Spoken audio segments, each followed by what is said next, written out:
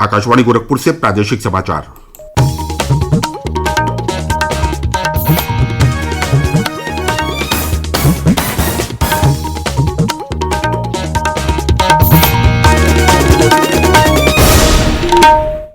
नमस्कार, समाचार बुलेटिन के साथ मैं प्रमोद कुमार सिंह। पहले मुख्य समाचार।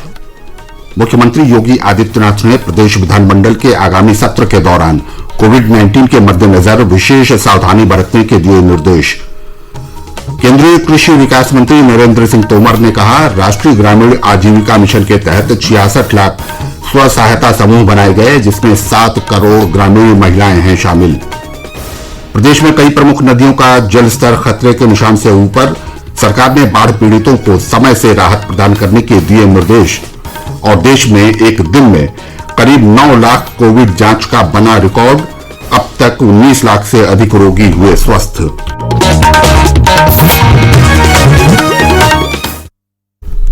अब समाचार विस्तार से। मुख्यमंत्री योगी आदित्यनाथ ने कल से शुरू हो रहे प्रदेश विधानमंडल के आगामी सत्र के दौरान विशेष सावधानी बरतने के निर्देश दिए हैं। उन्होंने कहा कि कोविड-19 के संक्रमण की चेन को तोड़ने के लिए प्रत्येक स्तर पर सावधानी बरतना जरूरी है। मुख्यमंत्री कल एक उच्च स्तरीय बैठक में अनलॉक व्यवस्था की समीक्षा कर रहे थे। मुख्यमंत्री ने कोविड-19 की टेस्टिंग में वृद्धि की कार्रवाई को निरंतर जारी रखने के निर्देश देते हुए कहा कि प्रदेश में 75 से 80 हजार रैपिड एंटीजन टेस्ट तथा 40 से 45 हजार आरटी-पीसीआर विधि से टेस्ट प्रतिदिन किए जाएं। मुख्यमंत्री ने कहा कि कोरोना संक्रमण के मद्देनजर धार्मिक कार्यक्रमों का आयोजन घरों में ही किया जाए। सार्वजनिक स्थानों पर किसी भी धार्मिक तथा सांस्कृतिक कार्यक्रमों के आयोजन की अनुमति नहीं दी जाएगी। उन्होंने बरेली, गोरखपुर, प्रयागराज तथा बस्ती जिले में विशेष सतर्कता बरतने के अधिकारियों को निर्देश दिए। उन्होंने लखनऊ तथा कानपुर में कोविड-19 के मामलों को नियंत्रित करने तथा चिकित्सा व्यवस्था को सुदृढ़ करने के लिए प्रभावी कदम उठाने के लिए भी कहा। मुख्यमंत्री ने कहा कि सभी जनपदों में ALS तथा 108 एम्बुलेंस सेवाओं के 50% वाहन कोरोना संक्रमितों के लिए उपयोग किए जाएं। उन्होंने सभी ग्राम पंचायतों में ग्राम सचिवालय तथा आंगनबाड़ी केंद्र की स्थापना के लिए कार्य योजना तैयार करने के निर्देश दिए। मुख्यमंत्री ने कोविड-19 के प्रोटोकॉल का पालन करते हुए प्रदेश में औद्योगिक गतिविधियों का संचालन पूरी क्षमता से कराने के अधिकारियों को सख्त निर्देश दिए। उन्होंने कहा कि निर्माणाधीन सिंचाई परियोजनाओं तथा स्वच्छ पेयजल की उपलब्धता के लिए हर घर जल योजना के कार्यों में और तेजी लाई जाए। उच्चतम न्यायालय ने कोविड-19 महामारी से राहत के लिए गठित पीएम केयर्स निधि में जमा धनराशि को राष्ट्रीय आपदा कार्रवाई कोष NDRF में स्थानांतरित करने के निर्देश देने से इनकार कर दिया। कल न्यायालय की पीठ ने यह भी व्यवस्था दी कि पीएम केयर्स में दिया गया चंदा चैरिटेबल ट्रस्ट की निधि है। न्यायालय ने कहा कि NDRF में अंशदान करने पर कोई कानूनी पाबंदी नहीं है। पीठ ने यह भी स्पष्ट किया कि पीएम केयर्स निधि में जमा की गई राशि NDRF से पूरी तरह भिन्न है। कोविड-19 के लिए राष्ट्रीय योजना बनाने के याचिकाकर्ता के अनुरोध पर उच्चतम न्यायालय ने व्यवस्था दी कि इस संबंध में केंद्र द्वारा तैयार की गई योजना महामारी से निपटने के लिए पर्याप्त है। केंद्र सरकार ने कहा है कि दीनदयाल अंत्योदय योजना राष्ट्रीय ग्रामीण आजीविका मिशन ने देश में 66 लाख स्व सहायता समूह बनाने के लिए सहायता दी है। इनमें 7 करोड़ से अधिक महिलाएं जुड़ी हैं।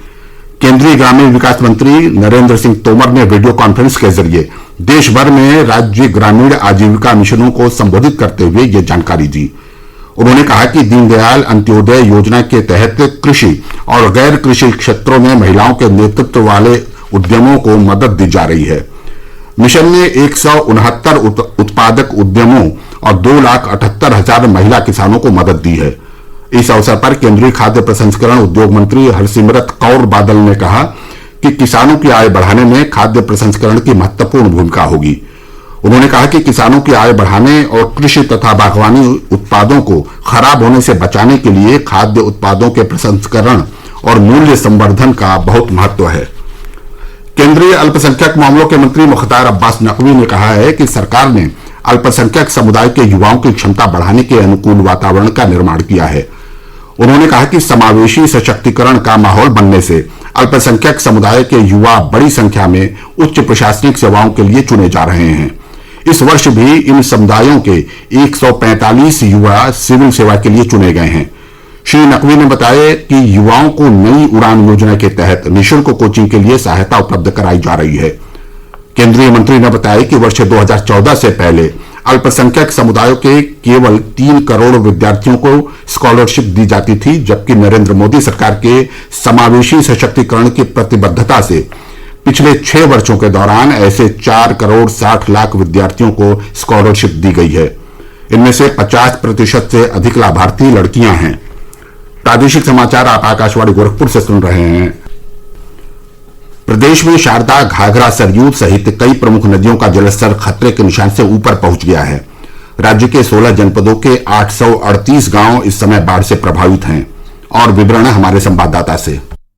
राज्य राहत आयुक्त कार्यालय के अनुसार 16 जनपदों के 838 गांव प्रभावित हैं, जिनमें से 520 गांव जलमग्न हैं। प्रदेश राहत आयुक्त संजय गोयल ने बताया कि बाढ़ जनित कारणों से अब तक 14 लोगों की मौत हुई है। बाढ़ प्रभावित जनपद हैं अम्बेडकर नगर, अयोध्या, आजमगढ़, बहराइच, बलिया, बाराबंकी, बस्ती, बदायूं, देवरिया, गोंडा, गोरखपुर, लखीमपुर खीरी, कुशीनगर, मऊ, संत कबीर नगर और सीतापुर। शारदा, घाघरा, सरयू सहित कई नदियां लखीमपुर खीरी, बाराबंकी, अयोध्या और बलिया जनपदों में विभिन्न स्थानों पर खतरे के निशान से ऊपर बह रही हैं। बाढ़ प्रभावित लोगों के लिए 331 शेल्टर हाउस बनाए गए हैं और इन क्षेत्रों में वंचित लोगों को राशन किट वितरित किए जा रहे हैं, जिनमें पर्याप्त खाद्यान्न और अन्य वस्तुएं रखी गई हैं। यहाँ 748 बाढ़ चौकी स्थापित हैं, जो कि स्थिति पर लगातार नजर रख रही हैं। यहाँ लोगों को लाने ले जाने के लिए 1176 नावें तैनात की गई हैं और 267 मोबाइल मेडिकल टीम भी तैनात हैं। एनडीआरएफ और एसडीआरएफ तथा 7 पीएसी की कंपनी सहित 22 टीमों को राहत कार्यों